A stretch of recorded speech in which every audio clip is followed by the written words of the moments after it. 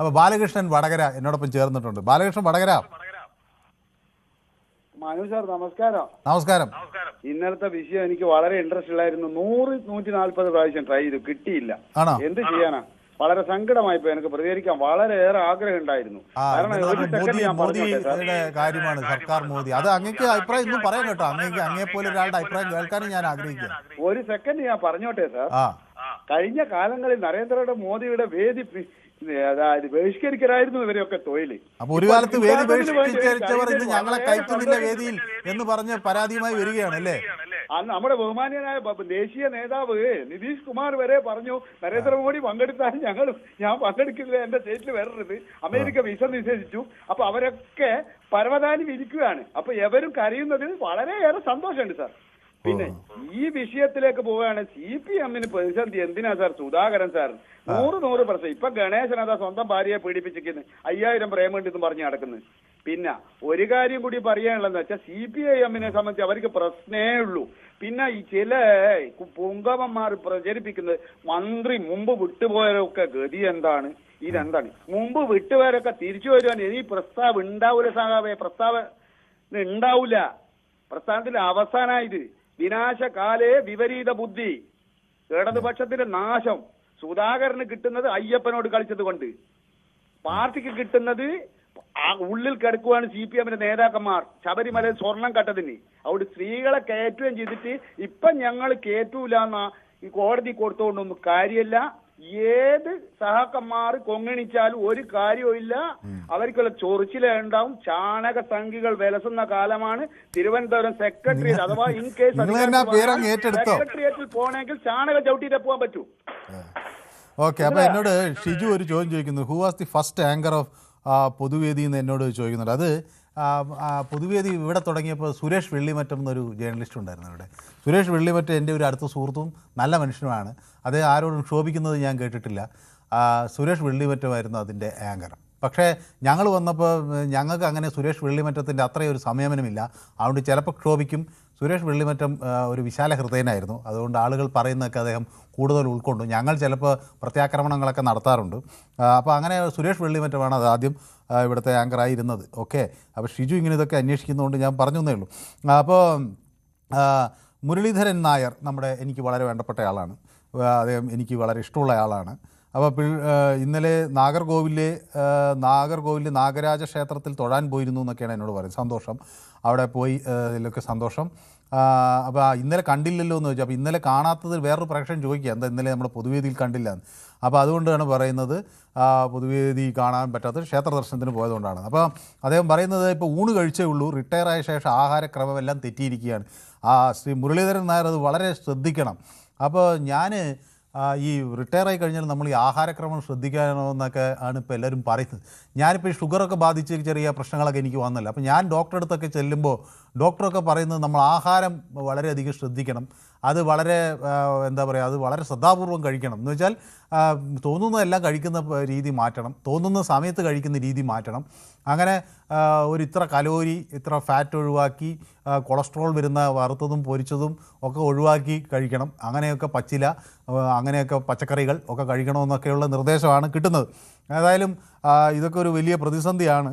അപ്പോൾ ഏതായാലും ഈ സമയത്തിൽ ആഹാരം കഴിക്കണമെന്നുള്ളതാണ് ഒരു പ്രധാന കാര്യം. ശരിക്കും ഒന്ന് റിട്ടയർ ആയാലല്ലേ അതിന് ഏറ്റവും സുഖം, കൃത്യസമയത്ത് ഭക്ഷണം കഴിക്കാം.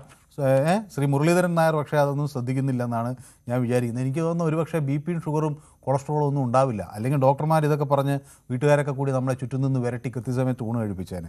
അപ്പോൾ ശ്രീ മുരളീധരൻ നായർ ഏതായാലും നല്ല ആരോഗ്യവാനായിരിക്കുന്നു എന്ന് അറിയുന്നതിൽ തന്നെ സന്തോഷം. പക്ഷേ നല്ല കൃത്യസമയത്ത് ഊണ് കഴിക്കാൻ ശ്രമിക്കുക എന്ന് ഞാൻ പറയാനുള്ളത്. അപ്പോൾ VC തോമസ് പറയുന്നു, ആരൊക്കെ എത്രയൊക്കെ പിണറായി വിജയനെ വിമർശിച്ചാലും ഇന്ന് കേരളത്തിലെ ഏറ്റവും ജനപിന്തുണയുള്ള നേതാവ് പിണറായി വിജയൻ തന്നെയാണ് എന്ന് VC തോമസ് പറയുന്നു. അപ്പോൾ VC തോമസിൻ്റെ അഭിപ്രായം മറ്റു പലർക്കും ഉണ്ട്. അപ്പോൾ ഭുവനചന്ദ്രനെ കൊന്നവർ എവിടെ എന്ന് ചോദിക്കുന്നു. സുധാകരൻ സാറിൻ്റെയും മുകുന്ദനെയും കോൺഗ്രസ് പിന്തുണയ്ക്കാൻ സാധ്യതയില്ല എന്നാണ് ജയകുമാർ പറയുന്നത്. ഈ ഷർലി ജേക്കബ് എന്നോടൊപ്പം ചേർന്നിട്ടുണ്ട്. G സുധാകരൻ നിയമസഭയിൽ എത്തണമെന്ന് ആഗ്രഹിക്കുന്ന എല്ലാ മതേതരവാദികളും അഴിമതി വിരുദ്ധ വോട്ട് ചെയ്യണം എന്ന് ഷെർലി ജേക്കബ്, അത് മലയാളത്തിലാണ് ടൈപ്പ് ചെയ്തുകൊണ്ട് എനിക്ക് വായിക്കാനൊരു പ്രയാസമുണ്ടായി. പക്ഷേ എന്തായാലും ഞാൻ വായിച്ചെന്ന് ഞാൻ വിചാരിക്കുന്നു. സുധാകരൻ കേരളത്തിൽ VS-നെ പോലെയാണ്, എന്തായാലും CPM അവസാന ലാപ്പിലാണ് എന്നെന്നോട് ഖാലിദും പറഞ്ഞു വയ്ക്കുകയാണ്. അപ്പോൾ ഇങ്ങനെ നമ്മുടെ പ്രേക്ഷകർ എല്ലാം ചേരുന്നുണ്ട്. അപ്പോൾ ഇപ്പം മുരളീധരൻ നായർക്ക് ഇപ്പോൾ ക്ഷേത്ര ദർശനമൊക്കെ കഴിഞ്ഞ് വന്നിരിക്കുകയാണ്. Very good. അപ്പോൾ നമ്മുടെ പൊതുവേദി പ്രേക്ഷകർക്കും അതിൻ്റെ അനുഗ്രഹം കിട്ടുമെന്നാണ് ഞാൻ വിചാരിക്കുന്നത്. അപ്പോൾ സതി ബാബുരാജ് നമ്മളോടൊപ്പം ചേർന്നിട്ടും നമസ്കാരം മനു, സുഖമാണോ? It's A collapse of the communist party എന്ന് എന്നോട് പറയുന്നു. അപ്പോൾ സുധാകരൻ നിയമസഭയിൽ എത്തണമെന്ന് ആഗ്രഹിക്കുന്ന എല്ലാ മതേതരവാദികളും അഴിമതി വിരുദ്ധരും വോട്ട് ചെയ്യും. CPM എന്നാൽ ചങ്ങാത്ത മുതലാളിത്ത ഏകാധിപത്യ PR പാർട്ടിയാണ് എന്നാണ് ഷെർലിൻ ജേക്കബ് പറയുന്നത്. എന്തൊരു പ്രയോഗമാണെന്ന് ഞാൻ തന്നെ ഇത് വായിച്ചെടുക്കണമെങ്കിൽ. ചങ്ങാത്ത മുതലാളിത്ത ഏകാധിപത്യ PR പാർട്ടി കൊള്ളാം. അത് ക്രോണി ക്യാപിറ്റൽ എന്നൊക്കെ നമ്മൾ ഇംഗ്ലീഷിൽ പറയുന്നതാണ് ഈ ചങ്ങാത്ത മുതലാളിത്ത ഏകാധിപത്യ PR പാർട്ടി എന്നാണ് പറയുന്നത്. ഓക്കെ, നൗഫൽ നിലമ്പൂരിൽ നിന്ന്. നൗഫലിന് എന്ത് തോന്നുന്നു? ഈ ചങ്ങാതിത്ത മുതലാളിത്ത ഏകാധിപത്യ PR പാർട്ടിയെ വെറുത്താണോ സുധാകരൻ പോയത്, അതോ അദ്ദേഹത്തിന് എല്ലാ ആനുകൂല്യവും കിട്ടി വയസ്സായപ്പോൾ ഇത് അദ്ദേഹം പിണങ്ങി പോവുകയാണ്? സാറേ, നമുക്കിതില് എല്ലാ രാഷ്ട്രീയ പാർട്ടികളും ശ്രദ്ധിക്കേണ്ട ഒരു കാര്യമുണ്ട്. ഒരു കൂട്ടുപിടുത്തം എന്ന രീതിയിലേക്ക്, അതായത് സീനിയർ ആയിട്ടുള്ള ആളുകളെ, കാരണം അവരെ മനസ്സ് വേദനിപ്പിക്കാതെ. ഇപ്പോ കോൺഗ്രസ് ഒരു പക്ഷേ ഇതിനെ അനുകൂലിക്കുന്നുണ്ടെങ്കിൽ കൂടിയും ഇന്ന് ഷുക്കൂർ അറിയാലോ, ഷുക്കൂർ ഇപ്പം എന്തൊക്കെ തരത്തിലുള്ള ഒരു പ്രയാസം മാനസികമായിട്ടുണ്ട്. ഇത് അഥവാ അവരുടെ ലിസ്റ്റിൽ അവരില്ല എന്നുണ്ടെങ്കിൽ തീർച്ചയായിട്ടും ഷുക്കൂറിനെ പോലെ ആളുകളൊക്കെ എന്തെങ്കിലുമൊക്കെ പറയും. കാരണം അവരുടെ മനസ്സിൽ, കാരണം കാലങ്ങളായിട്ട് ആലപ്പുഴ DC സെക്രട്ടറി ആയ ആളാണ്. അപ്പൊ അങ്ങനെയുള്ള ആളുകളെയൊക്കെ കൂട്ടിപ്പിടിക്കാൻ കോൺഗ്രസ് ശ്രമിക്കുന്നില്ല. അതേപോലെ തന്നെയാണ് CPM ഉള്ള ആളുകൾ. അപ്പം മണിയുടെ ഇപ്പം MM മണി പോലുള്ള ആളുകളൊക്കെ ഒന്ന് അദ്ദേഹത്തെ വിമർശിച്ചത്. കാരണം ഇന്നത്തെ നമ്മുടെ സുധാകരൻ സാറിന്റെ പത്രസമ്മേളനം വളരെ മറ്റുള്ളവർ കൂടി, അതായത് ഏത് പാർട്ടിയിൽ നിന്നും പോകുന്ന ഒരാൾക്ക് ഉണ്ടാവേണ്ട വളരെ രാഷ്ട്രീയ മര്യാദ കാണിച്ചുകൊണ്ടുള്ള പത്രസമ്മേളനമാണ് അദ്ദേഹം നടത്തിയിട്ടുള്ളത്. ഒരു പാർട്ടീനെ ഒരു കടന്നാക്രമിക്കാനോ, കാരണം അദ്ദേഹം അനുഭവിച്ച വിഷമങ്ങൾ ഷെയർ ചെയ്യുക എന്നുള്ളത് മാത്രമാണ് അദ്ദേഹം ചെയ്തിട്ടുള്ളത്. കാരണം അദ്ദേഹം നല്ല കൃത്യമായിട്ടുള്ള ഒരു മൂല്യാധിഷ്ഠിതമുള്ള ഒരു CPM-കാരനാണ്. അത് അമ്പലപ്പുഴയിൽ നിന്നല്ല, ആലപ്പുഴ ജില്ലയിലെല്ലാം, കേരളത്തിലും ഒട്ടും. ഞാൻ നിലമ്പൂരിൽ നിന്നാണ് വിളിക്കുന്നത്.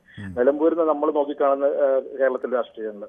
അപ്പൊ ആ രീതിയിൽ നമുക്ക് സുധാകരൻ സാറിന്റെ ഈ ഒരു പ്രയാസം നമുക്ക് ഇവിടെ നമുക്ക് അനുഭവിക്കാൻ കഴിയുന്നുണ്ട്. അപ്പൊ എന്തുകൊണ്ട് CPM പോലുള്ള വലിയ വലിയ കക്ഷികൾ ഇത്തരത്തിലുള്ള സീനിയറുള്ള നേതാക്കന്മാരെ വളരെ വിഷമിപ്പിക്കുന്ന രീതിയിലുള്ള പ്രവണതകൾ ഒന്നും വേണ്ട. HSLM എന്ന് നടത്തിയ പത്രസമ്മേളനം എന്താണ്? വളരെ വിഷമിക്കുന്ന രീതിയിൽ വീണ്ടും അദ്ദേഹത്തെ വഹിക്കുകയാണ് ചെയ്യുന്നത്. അപ്പൊ ഇതൊക്കെ അമ്പലപ്പുഴയിലെ നിവാസികൾ കാണുന്നുണ്ട്, കേൾക്കുന്നുണ്ട്. തീർച്ചയായിട്ടും അതിന്റെ മറുപടി സുധാകരനിലൂടെ പിണറായിക്ക് കിട്ടുമെന്നുള്ളത് തന്നെയാണ് നമുക്ക് പറയാനുള്ളത്. ഒരു സംശയമൊന്നുമില്ല. ഓക്കെ, വ്യക്തമാണ് താങ്കളുടെ അഭിപ്രായം. അപ്പം മനു, എനിക്ക് അനുഗ്രഹത്താൽ ഇതുവരെ ഒരു ജനിതക രോഗവും ഇല്ല എന്ന് മുരളീധരൻ നായർ പറഞ്ഞു. കൂടുതൽ വാർത്തകൾക്ക് News 18 Keralam YouTube channel subscribe ചെയ്യുക.